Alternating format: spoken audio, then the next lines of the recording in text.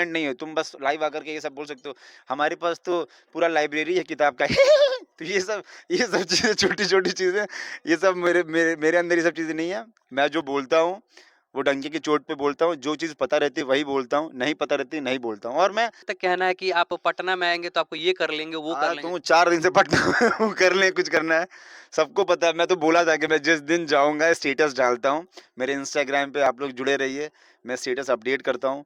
आप लोग को जो ठीक लगे आप वो कर लीजिए। मैं उतरा था एयरपोर्ट पे, मैंने स्टेटस डाला था, नहीं चाहिए ये तो मैंने भी देखा था। हाँ, एक बार भी मुझे कोई चीज़ बुरी लगी थी, तो मैंने बोला था, बहुत पहले 1 साल पहले वो वीडियो बनाया था, तो लोगों को पसंद आया था। लोगों को लगा था कि हाँ, चलो अच्छा कोई है जो ऐसा कुछ आवाज़ उठा के बोल सकता है। उसके बाद भी बहुत सारी चीज़ें हुई।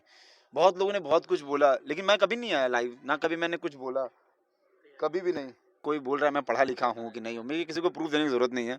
मेरी बातों से, मेरे बोलने के तरीके से, मेरी बिहेव से लोगों को पता चल जाता होगा कि मैं कैसा इंसान हूँ, मैं कैसा इंसान नहीं हूँ।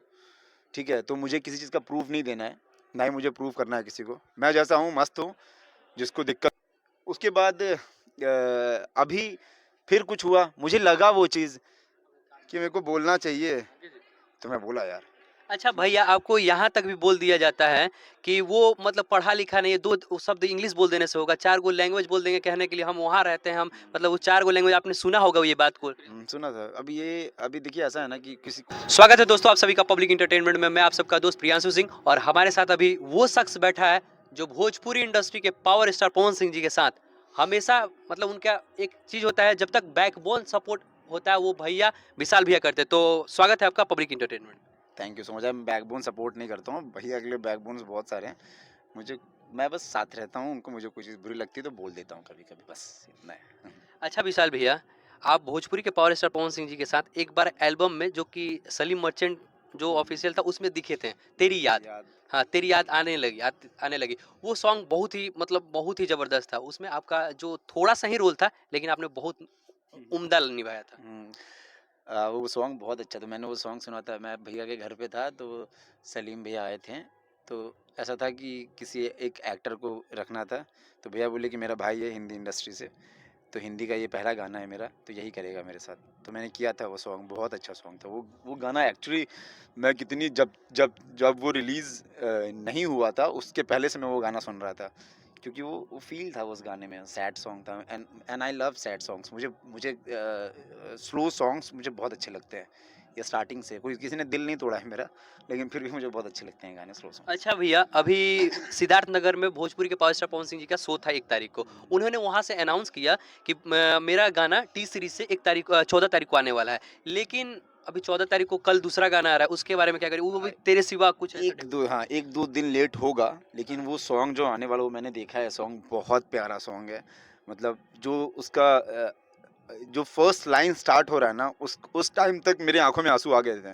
और वो गाना मैं आज, उसके बाद मैं मिला नहीं था भैया से, सिद्धार्थ नगर के बाद। सिद्धार्थ नगर के बाद मैं आज कल मिला हूँ और आज मिला हूँ। आज अभी थोड़ी देर पहले मैं और मेरा फ्रेंड जो उत्सव खड़ा है, हम लोगों ने वो सॉन्ग सुना। वो सॉन्ग सुन करके 2 लाइन अभी निकला था, वो सॉन्ग मेरे आँख में आँसू आ गए थे। और मैंने अभी रॉ देखा है, डीआई वाला नहीं देखा हूँ। इतना प्यारा सॉन्ग है। और अभी वो सॉन्ग भैया का जो मैंने देखा है, उसमें भैया की आवाज़ भी नहीं थी, वो रॉ था।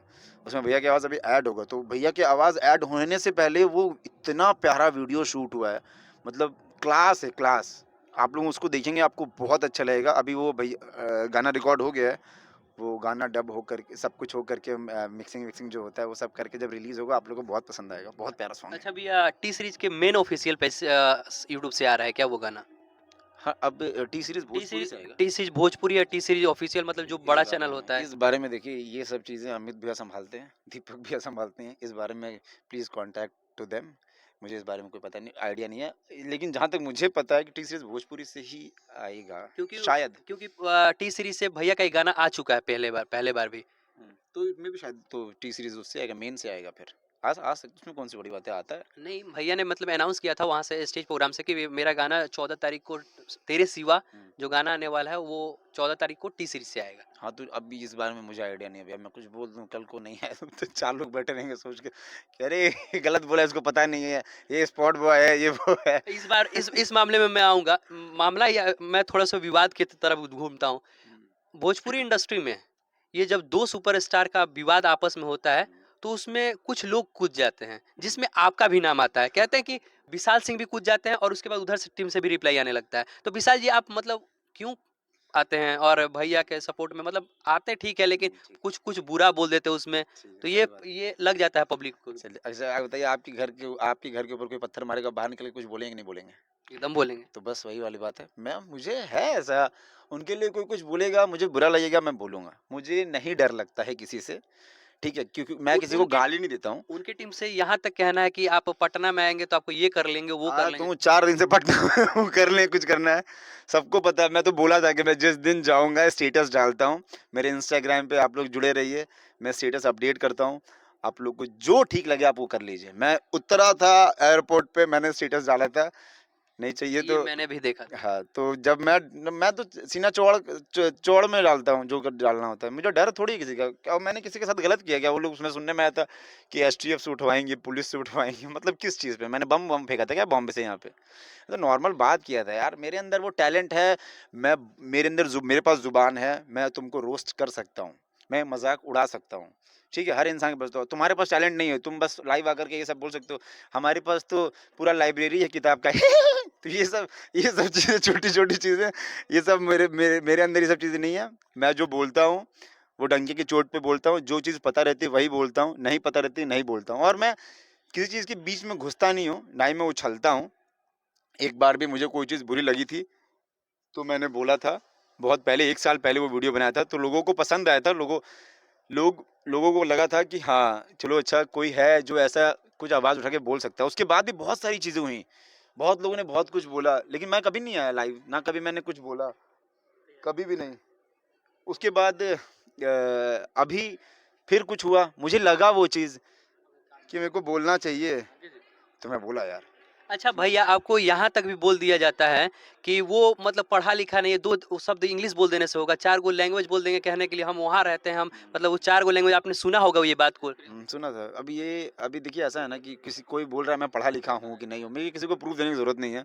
मेरी बातों से, मेरे बोलने के तरीके से, मेरी बिहेव से लोगों को पता चल जाता होगा कि मैं कैसा इंसान हूँ, मैं कैसा इंसान नहीं हूँ, ठीक है? तो मुझे किसी चीज़ का प्रूफ़ नहीं देना है, ना ही मुझे प्रूफ़ करना है किसी को। मैं जैसा हूँ मस्त हूँ, जिसको दिक्कत होगी वो मेरे से सामने-सामने आके बात कर लेगा, मैं बॉम्बे में रहता हूँ, मैंने तो सीधे-सीधे बोल रखा है कि भाई तुम भी आओ, तुम भी बताओ, हम भी आते हैं, हम भी बताते हैं, हम तो बता दिए हैं। मुझे किसी के ना किसी से मैं गुंडा नहीं हूँ, मैं एक्टर हूँ। मुझे किसी से लड़ाई करने का शौक नहीं है।